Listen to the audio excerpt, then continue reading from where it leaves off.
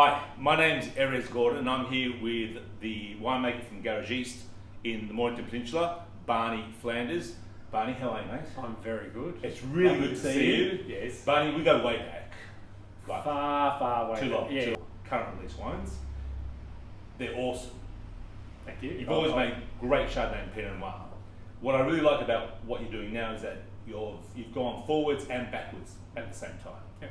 So tell us a little bit about the one that you're holding. Yep. Is that the one you're holding? No. The other one. That one. No, this one. No, the other one. There's another one. The one that you make in concrete. No, it's up there. It's on the bench there. Oh, it's that one. All right. Yeah. Okay. It's all right. We can talk about that. So what's it called?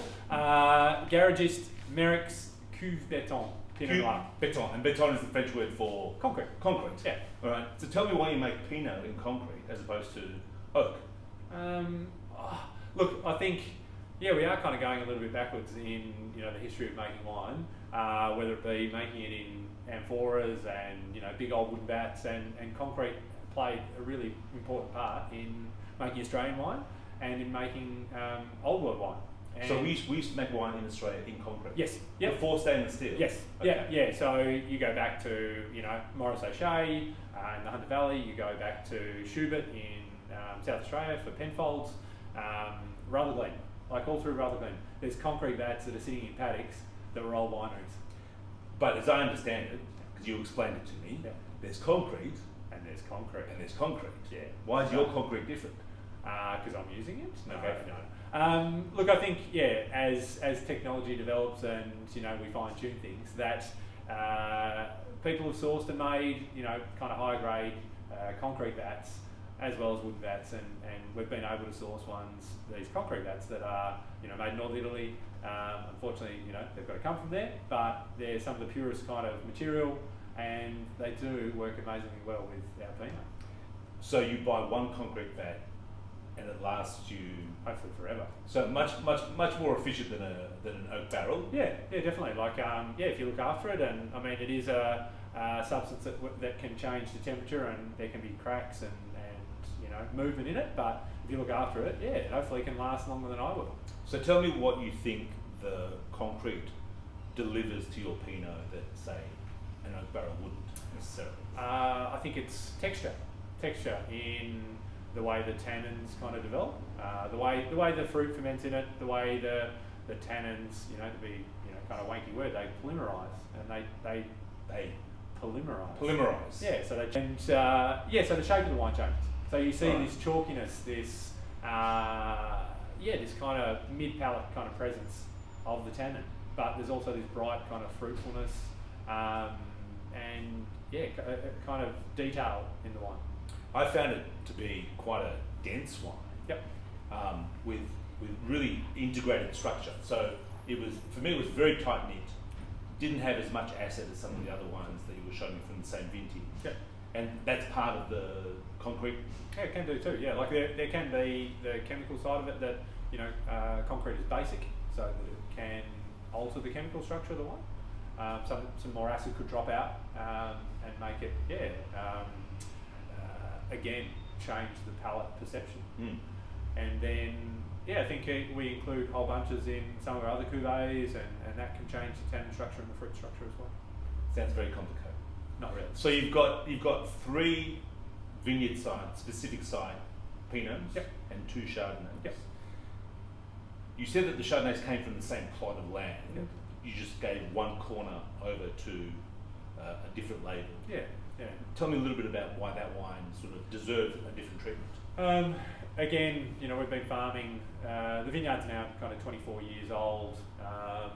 Farming, this now kind of mid-20s vineyard for 15 years of its life. I've kind of worked out that there's different parcels that behave differently. Okay. There's different soil structure. There's a different aspect and availability to water.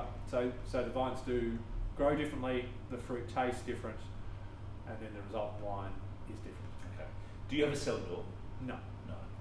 So you don't want people showing up. They can send me an email or give me a call. Oh, okay. Yeah, so Alright. we do stuff by appointment at the winery. Oh, nice. So tell us where you are exactly on the peninsula. So Merrick's is our home vineyard. Okay. We also have some other vineyards that we farm in Turon and Balnarring, and the winery is in Turon as well. So Okay. So you're making Chardonnays and Pinots. That's all you do. No. We do. Yeah, we've got a couple of ranges. So Le Stagiaire is our kind of lead-in entry range, so to speak. Chardonnay, Pinot Gris, Rosé. Okay. Then Garagiste single site wines. So predominantly from Merrick's, our home plot, Balnarring, Red Hill, Turon. Nice. Chardonnay and Pinot. And then another one. Yeah. Oh, then there's another wine. There's another one too. Oh, okay. Yeah. So we kind of, I was a bit lazy and a bit tired, I just wanted to work a bit harder, and Right. so we do some skin contact wines as well. Oh, okay. So carbonically fermented white wine. Yep. So yeah, not natural, not really orange, but just skin contact white wine. You want to talk about natural and orange wines, or can we just leave that alone? We can leave it alone. Let's leave it alone. Yeah. I like the fact that you're making carbonically fermented skin contact wines that don't sit under any kind of banner. Yeah. So winemaking for winemaking. Yeah, purpose. they're textural wines. Textural wines. Are you making from Chardonnay or using other varieties? Riesling, Pinot Gris, Gewürztraminer. So different interpretations of varieties that grow in our area. You didn't bring any for me today. No. Next time. Next time. Maybe. And you make a gin. Gin. Okay. Yeah. Balcombe gin. Balcombe. Yeah. Balcombe's a historical name for Mount Martha. All right. Back many years ago, there was a family called the Balcombes who immigrated to Australia from the island where Napoleon was exiled to. Either St Helena or Elba, but the Balcombe family were not proprietors, but the caretakers. Okay. And so he was exiled there. They chose to immigrate to Australia. He bequeathed furniture, clothes to them that they brought out. And there's a small museum in Mount Martha of Napoleon and his stuff. Yeah, historical stuff. So I didn't know that. So where is it in Mount Martha? The Briars. The old property just set back from the beach. But, and so we kind of, Balcombe, my business partner Cam lives in Mount Martha. It was kind of like, Balcombe, that kind of sounds cool. Sounds a bit regal, kind of historical. Let's call our gin Balcombe. Makes perfect sense. And Napoleon was a big gin drinker. That's what we Big say. gin. That's what we say. Drinker. Loved Gin. Loved it. Love gin. If he could make it now, he'd make it now. He'd make it now. If he could, Or brandy. If he could reach the top shelf, he'd make top shelf gin. On a step. On a step. So we wanted to make coastal, Mornington Peninsula coastal gin. So that it has, like our wines, has a sense of place. Yep. So some of the ingredients we pick from Mount Martha and Flanders. So you forage for the botanicals in the area? Yep. Saltbush, samphire, kelp, wild fennel, and then we look at other characteristics that kind of present themselves in our wines. Yep. Clove, cinnamon. There we go. Our resident historian has brought you a bottle of gin. Thank you, sir. Thank you, show it to the camera. All right, that's fantastic. Yeah. Thank you. Well, thank you for coming to visit me today. Lovely to see I you. really appreciate it.